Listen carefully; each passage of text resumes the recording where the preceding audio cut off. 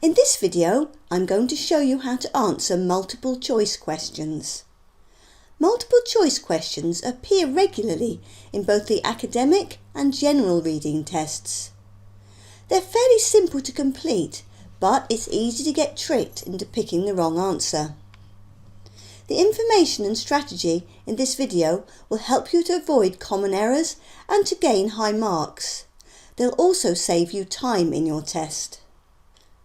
The video includes an explanation of this question type, the skills needed, key tips, a proven strategy, and step-by-step instructions on how to answer a question from a real test paper. The aim of this type of question is to test if you can understand the main idea of each paragraph, scan for specific information, and use detailed reading to differentiate between several possible answers. You'll be asked to read the first half of a sentence, a statement or a question about the text, then choose the most appropriate sentence ending, response or answer from a choice of a number of options, usually 4. Only one is correct, although several could appear to be the right one on first reading, so be careful.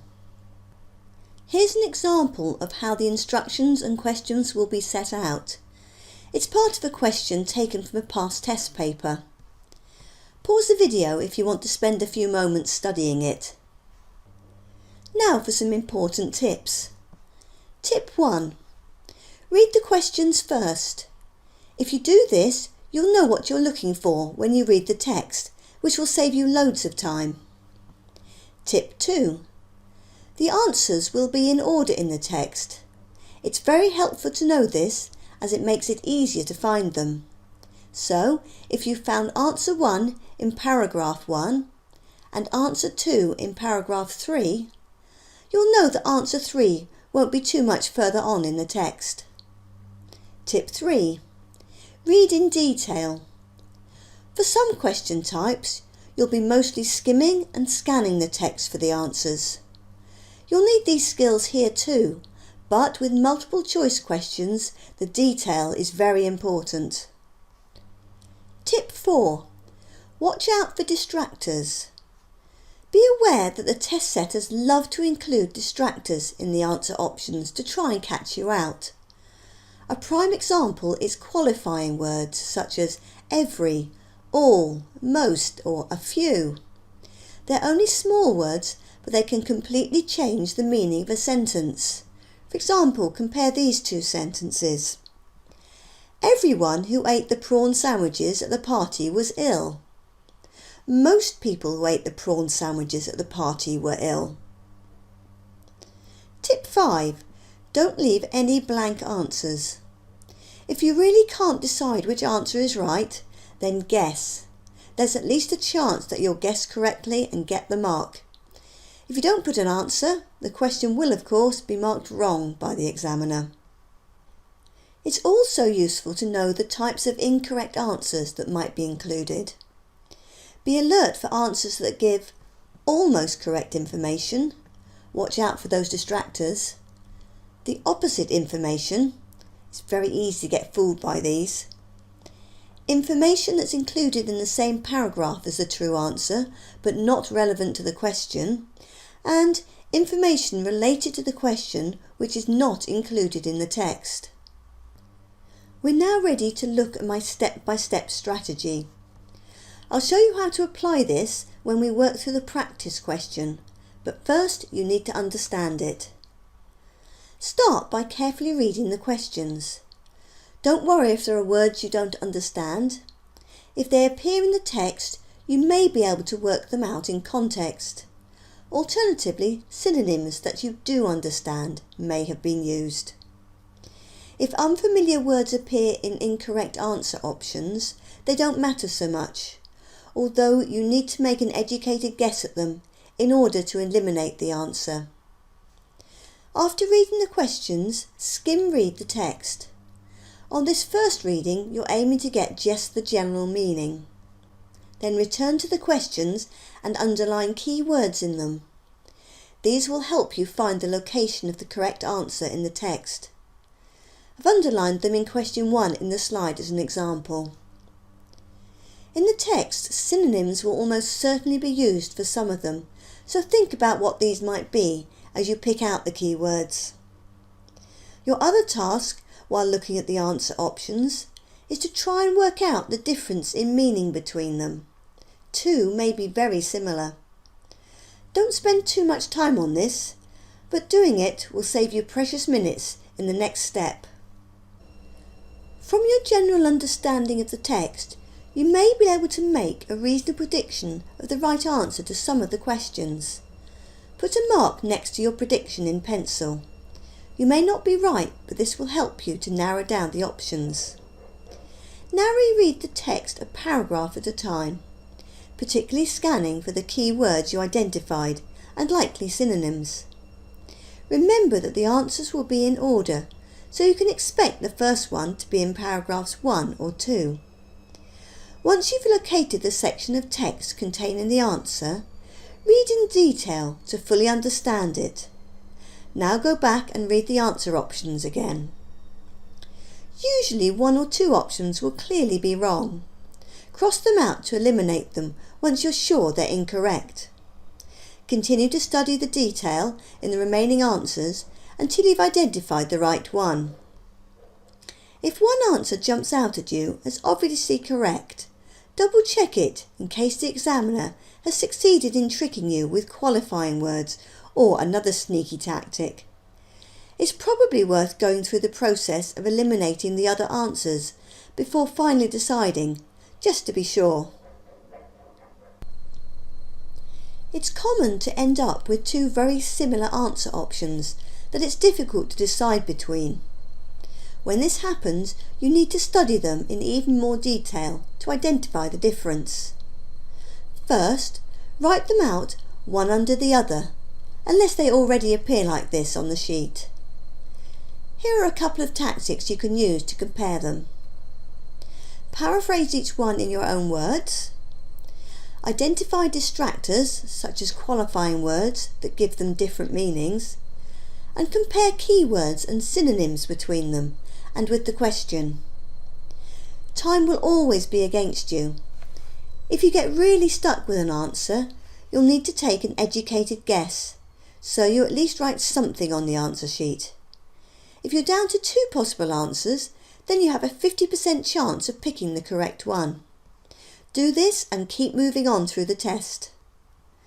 The more you practice your general reading skills and this strategy, the quicker you'll get and the easier they'll become. We're now ready to work on our sample question. It comes from a real IELTS reading test paper and can be found on the official IELTS website.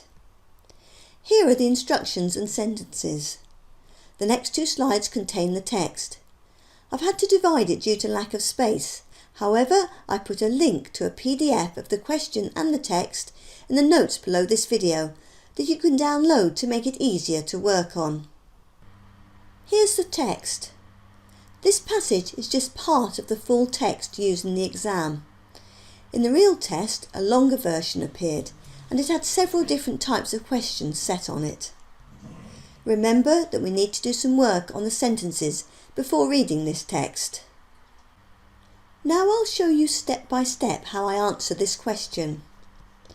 First, I read each of the sentences and their 4 possible endings to get a general idea of the information they contain. Next, I skim read the text, again to get the general meaning. I then go to question 1 and underline key words in it. I notice that 3 of the options have the keyword pay in them, so scan for this first.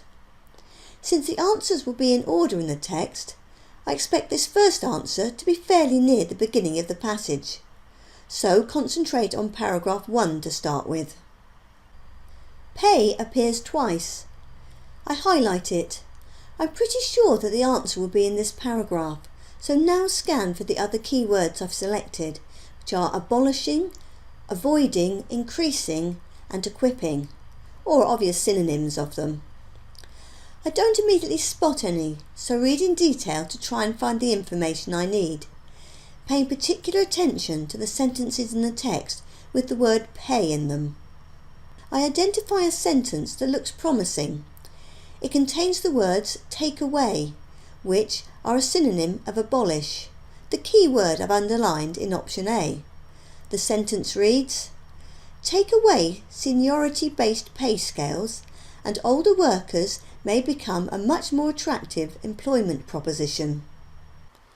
I look at question 1 again and check if the information in the text and answer option A match. They do seem to. I reread and evaluate the other option answers. B and C are definitely not a match with the text. I briefly consider D, as it's a possible match to the last sentence in the paragraph, which reads, so retaining the services of older workers may mean employing them in different ways. However, I decide that equipping older workers with new skills is not the same as employing them in different ways. So the correct answer must be option A. I move on to question 2 and scan for Skill Team, the company mentioned in the sentence, starting from the location of the last answer. It appears twice in the second paragraph, so this is where the answer will be. There are no obvious keywords to scan for in the 4 option sentence endings, so my strategy this time is to carefully read the options and try to understand the information in each, and also to underline the key word or phrase in each that gives the key information that I need to try and match with the text. I then read paragraph 2 in detail, looking out for matching ideas. I quickly discount options A, B and D, as there's no information to support any of these statements. The answer must therefore be C. The matching information for option C is hidden in paraphrasing, but can be found in the final phrase of the paragraph, which reads, allowing it to retain access to some of the intellectual capital it would otherwise have lost. The synonym of expertise used in the text is intellectual capital. It's quite likely that you won't know this, but you'll still be able to select the correct answer simply by eliminating the rest as clearly incorrect. Now for question 3. I scan for bridge jobs. Again, since the answer will come in order in the text, I scan from the location of the last answer. Bridge jobs appears 3 times in paragraph 3, so this is where the answer will be. As with the previous question, I carefully read the options and try to understand the information in each of them. I also underline the word or phrase in each that gives the key information that I need to try and match with the text. I then read paragraph 3 in detail, looking out for matching ideas. I spot United States in the text, so read that sentence again to check if the information matches option C, which also has United States in it. The text states that a study was carried out in the United States, while option C says that bridge jobs originated there. The information does not match, so I discount option C. Also, there's no information in the paragraph about how much people are paid to do bridge jobs, so I cross through option B as well. I can now see that the answer must be in the last 2 sentences of the paragraph. I've already discounted the second sentence about the study in the United States, and the first sentence just explains what a bridge job is. I reread the remaining options A and D, then carefully read the last 2 sentences of the paragraph. They mention 2 types of workers who generally continue working, the best paid and the worst paid. There's no mention of people in middle salary ranges, so option C is not correct. That just leaves me with option D. Whilst the information in this statement is paraphrased, it clearly matches the text, so is the right answer. As you can see, finding the correct match is often a process of eliminating the other options. I move on to the final question. I scan for David's story. It's always good to have a name to scan for, as it will be easy to find. I find it in the last paragraph. As before, I carefully read the options and underline the key word or phrase that highlights ideas I need to look for in the text. I then read the text in detail. This is one of those questions where it's easy to get caught out, as there's information in the paragraph relating to several of the possible answers, especially to self-employment and owning a business. I need to make sure that I focus only on what David Story's study found out, which is that in Britain, 70% of businesses started by people over 55 survived, compared with an overall national average of only 19%. I reread the options one by one to see which is the best fit. It's option B. Older people are good at running their own business. There's some interpretation needed here, but this is the only option to match the information in the sentence. The answer is 4B. And that's the whole question completed. I hope you found these instructions helpful. Now use what you've learnt to practice answering other multiple choice questions, and you'll soon become good at them.